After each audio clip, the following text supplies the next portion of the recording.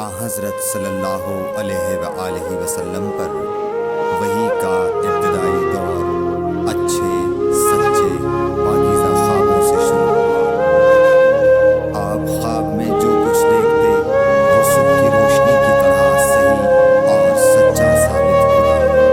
پھر من جانب قدرت آپ تنہائی پسند ہو گئے اور آپ نے غار حرا میں خلوت نشینی اختیار فرمائی اور کئی دن اور رات وہاں مسلسل عبادت اور یاد الہی و ذکر میں مشغول رہنے لگے۔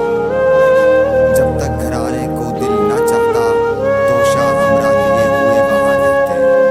توشہ ختم ہونے پر ہی اہلیہ محترمہ حضرت خدیجہ رضی اللہ تعالی عنہا کے پاس تشریف لاتے اور کچھ توشہ ہمراہ لے کر پھر وہاں جا کر خلوت گزین ہو جاتے۔ یہی طریقہ جاری رہا یہاں تک کہ آپ پر حق منکشف ہو گیا اور آپ غار حرا ہی میں قیام پذیر تھے کہ اچانک حضرت جبرائیل علیہ السلام آپ کے پاس حاضر ہوئے اور کہنے لگے کہ اے محمد پڑھو۔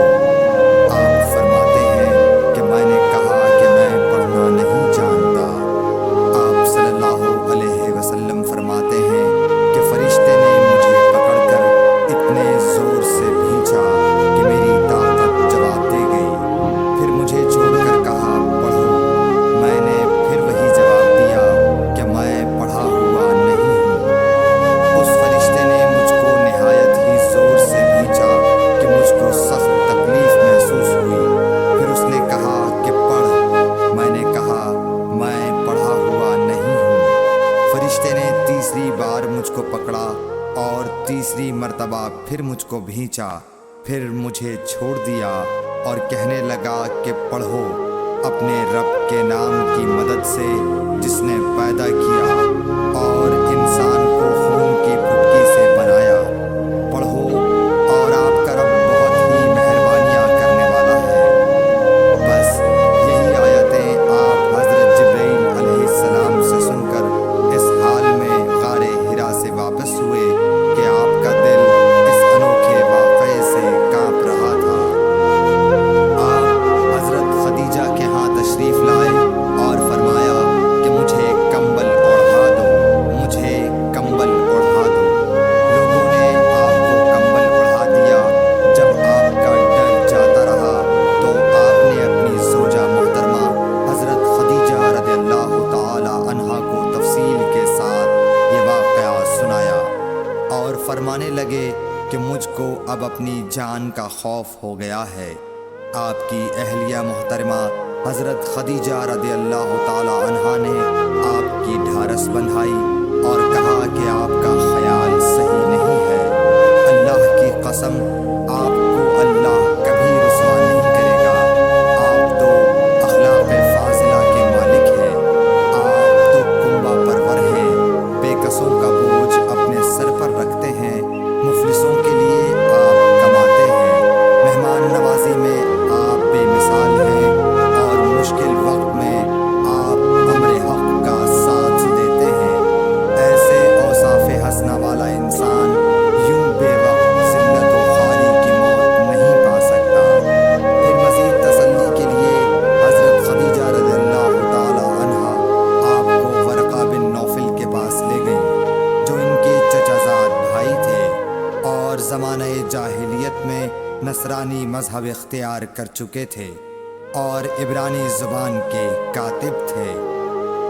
چنانچہ انجیل کو بھی حسب منشائے خداوندی عبرانی زبان میں لکھا کرتے تھے۔ انجیل سریانی زبان میں نازل ہوئی تھی، پھر اس کا ترجمہ عبرانی زبان میں ہوا۔ ورقہ اسی کو لکھتے تھے۔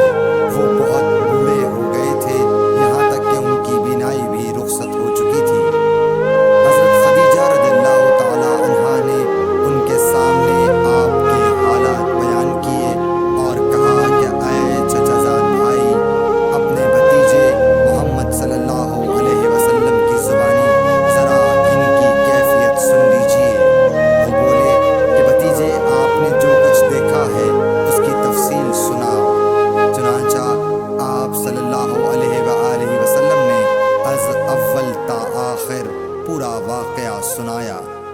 جسے سن کر ورقہ بے اختیار ہو کر بول اٹھے کہ یہ تو وہی ناموس معزز رازدان فرشتہ ہے جسے اللہ نے حضرت موسیٰ علیہ السلام پر وحی دے کر بھیجا تھا۔ کاش میں آپ کے اس عہد نبوت کے شروع ہونے پر جوان عمر ہوتا، کاش میں اس وقت تک زندہ رہتا جب کہ آپ کی قوم آپ کو اس شہر سے نکال دے گی۔ رسول کریم صلی اللہ علیہ وآلہ وسلم نے یہ سن کر تعجب سے پوچھا کہ کیا وہ لوگ مجھ کو نکال دیں گے، حالانکہ میں تو ان میں صادق و امین و مقبول ہوں۔ ورقہ بولا، ہاں یہ سب کچھ سچ ہے، مگر جو شخص بھی آپ کی طرح امر حق لے کر آیا لوگ اس کے دشمن ہی ہو گئے ہیں۔ اگر مجھے آپ کی نبوت کا وہ زمانہ مل جائے تو میں آپ کی پوری مدد کروں گا، مگر ورقہ کچھ دنوں کے بعد انتقال کر گئے۔ پھر کچھ عرصے تک وحی کی آمد موقوف رہی۔ صحیح بخاری حدیث نمبر 3۔